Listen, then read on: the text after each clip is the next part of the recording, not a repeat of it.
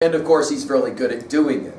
We then will begin to have a very interesting exchange. Let's pay attention to it. All kinds of irony. Notice on page 221, this is a most restful spot.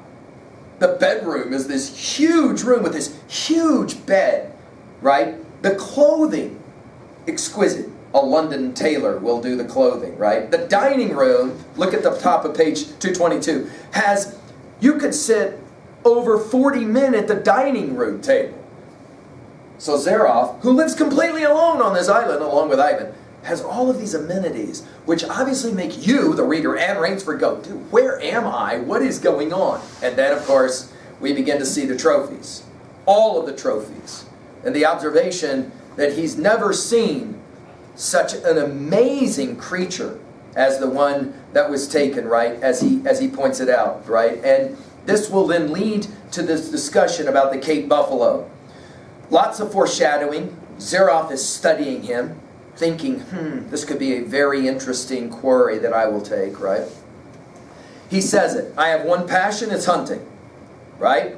Of course, when the Cape buffalo is mentioned, Rainsford will say, I've always thought the Cape buffalo is the most dangerous of all big game, which will, of course, on page 222, take us finally to the title itself, the most dangerous game. By the way, let's point out for your notes right away the genius of this title, because the word game has two meanings. Game can, of course, mean something you play, but game can also mean something you hunt. Yes? And so that title is going to play a game for us right away, no pun intended. But here, notice the word is dangerous. And Zaroff says, yeah, I was almost killed by the Cape buffalo. I fractured my skull, but I got it. Notice the swagger of Zaroff. In other words, it's almost like, put it in your notes, it's almost like Zaroff likes the fact that he almost died in the taking of that trophy, right? Now, of course, let's point out, we live out here in a place where people take game and stuff it and put it on their wall or put it in their house, right? People from other places will sometimes visit here, and they will look at that and they will say, what is wrong with you people? You're a barbaric or something. Of course, the response by hunters is simply this, no. You take trophies and you put them on your wall so that they're like a memorial, so you can remember the experience, who you were with, what you were doing, etc., the like, right? Okay, notice Zaroff plays the same kind of, no pun intended, game, right? This leads, of course, to the penultimate conversation. This conversation, I've had students that say, why does Connell take so long with this conversation? But it's important because this conversation is playing a philosophic game about whether it's right or wrong to hunt. And depending on what you're hunting, right? Let's go through the conversation really quickly. On page 223, he says it, I live for danger. And he says it, there's no thrill left in tigers. As a matter of fact, he says, I don't really have any more fun hunting anything anymore, right? Notice what he says, God makes some men poets, some men kings, some beggars. Me, he made a hunter. He says, when I was 5, I was already killing things, and my father was pleased to help that happen, right? And then he says, finally, ultimately, I had to figure out a way to come up with a new kind of activity. On page 224, he says, I was lying in my tent, and a terrible thought, he says. A terrible thought is an ironic use of the word terrible, right? Because he says, I realized I had no more energy to hunt, no more excitement. He says, I didn't want to go to pieces. And he says, now, my mind, he says, is an analytical mind.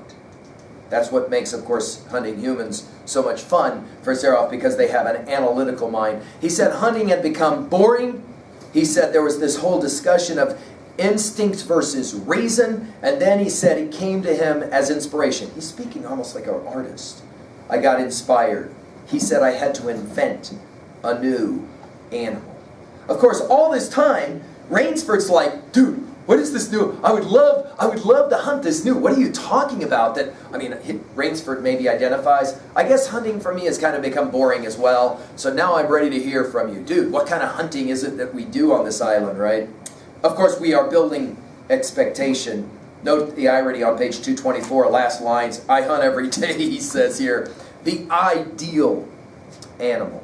What is the ideal animal? It has two things. It has courage, cunning, but it also has reason. Rainsford, notice, says, but you can't mean, I'm on page 225, but you can't mean dash. Notice, it's not said. This is genius of the story. At no point in this conversation does Zaroff actually ever say early on, I like to hunt humans. I like to hunt men. Rather, he leaves it to Rainsford to go, oh dude, you're not talking about. Notice then we have this switch where all of a sudden Zaroff will say to Rainsford what Rainsford said to Whitney at the beginning of the story. Dude, you're not soft or something on me, are you? What is wrong with you? You're not a, you can fill in the word, whatever it is in guy culture, when guys, of course, are going to say about other guys that that's right. When guys say about other guys, oh, notice earlier in the story it was soft.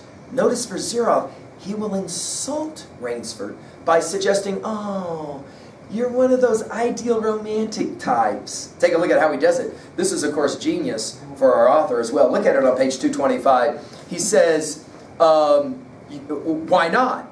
I can't believe this is a grizzly. By the way, the word joke is used, not game, but you can get the sense of it on page 225. Read it with me. He says, this is a grisly game, but what you speak of is murder. Of course, let's put it in our notes this way. Hunting versus murder.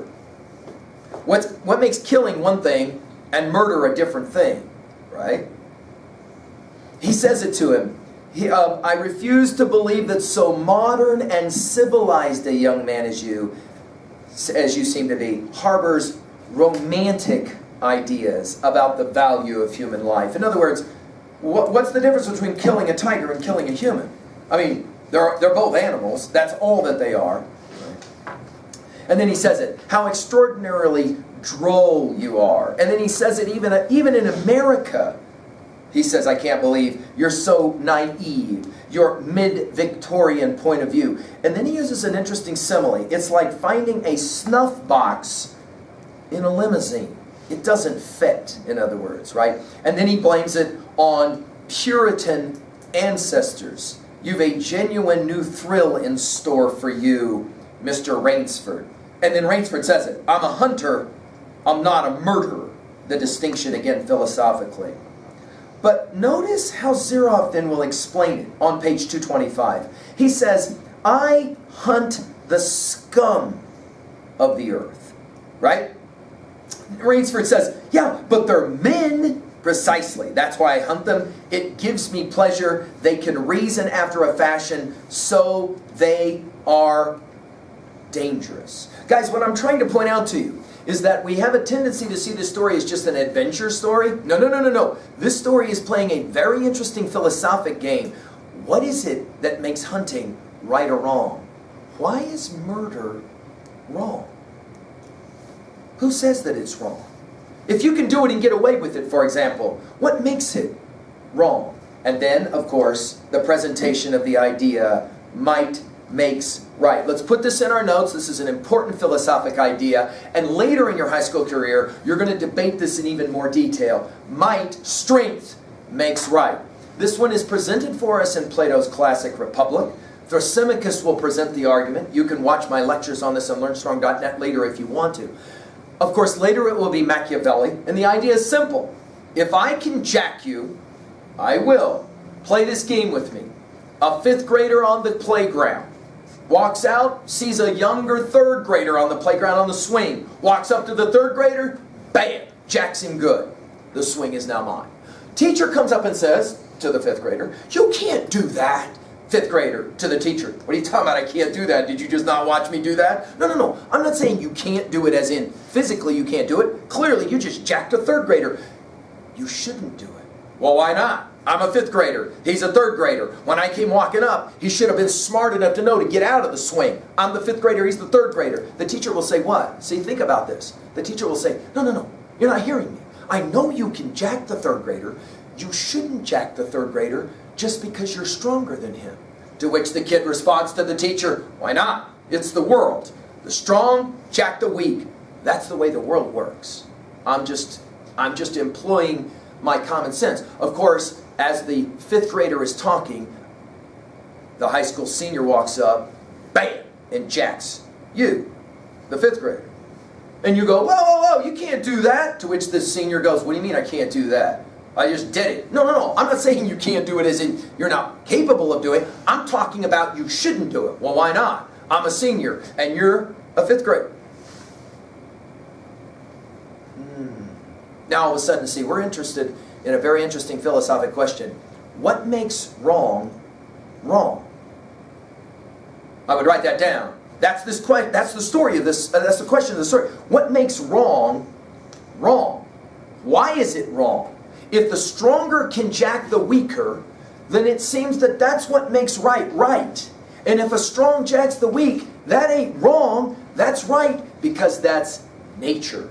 Now this is important for our notes because this will be Zeroff's argument. It's called nature for a reason, okay? It is only natural that the strong jacks the weak and the weak have to live with it. By the way, that's exactly what Rainsford said to Whitney at the beginning of the story. It's the way it works, right? Rainsford, by the way, on page 225 is starting to get a little upset, get a little hot, right? He does not like the way this conversation is going. And then brought to the window, and he looks out. It looks out on, and there's electricity. And he gets to watch how electricity will jack this ship because, of course, it'll light up, make it look like there's a channel, and then, of course, the ship will jack. Notice it's Zeroff who says, no, we're very civilized here. We have electricity. Note the irony of this, right? Civilized meaning, really? Seriously? You hunt people on this island. He says it, Rainsford says it. Civilized? Dude, you shoot down men. There's a trace of anger, right? But notice in the end, he's not going to let Zeroff's not going to let him see that he's getting upset. He has a training school. Note the irony of this. He says, it's a game, you see. I suggest to one of them that we go hunting. I give him a supply of food and an excellent hunting knife. I give him 3 hours start. I'm to follow, armed only with a pistol of the smallest caliber and range. If my quarry eludes me for 3 whole days, he wins the game. If I find him, he loses. It's an interesting next question. Well, suppose he refuses to be hunted. Oh, that's why I have Ivan. Woo. But what about if they win? Oh, that's, to this date, not anything I've ever had to worry about. Then, the dogs. Whoa. A dozen or so of these huge dogs that basically protect the island. If anyone should try to get into my house or out of it, something extremely regrettable would occur to him. In other words, the dogs will jack you, right? All of a sudden, Zeroff's ready to go, hey, let's go look at all of my big game trophy heads in the next room. Notice Rainsford. He's not interested anymore in talking about big game hunting. All of a sudden, Rainsford is beginning to get a weird feeling that things may shift, and if the world divides into 2 classes, that he may not be the one that does the hunting anymore. Hey, how about it, Rainsford? No, that's quite all right. I think I'm going to go to sleep now. Zeroff, notice, hey, that's right. All you need is a good night's sleep. Tomorrow, you'll feel like a new man. Note the dark irony of that line. You'll feel like a new man, I'll wager, bet, right? Then we'll hunt, huh? Rainsford, of course, is hurrying off to his room, right? He's not interested. So you've got interesting tension. Jot it in your notes. Where, in your reading of the story, where already do you see the primary conflicts? Let me help you out in 2B. Jot it down as I go through it with you already. Do you already see internal conflict happening in this story? And if so, jot down where. Do you already see external conflict happening in this story? For example, do you already see character versus character? Do you already see character versus nature? Of course, he had to fight against that sea, right? Or he would drown. Think about it that way. Do you already have, whoa, how about this one? Character versus society or an idea in society, right? That is to say, do you see all different kinds of conflict happening here? Obviously, it's already happening. The exchange between Zeroff and Rainsford is going to help us to find that kind of tension. All right, let's take a little break, and we'll come back to have the end of the story here in a second, all right?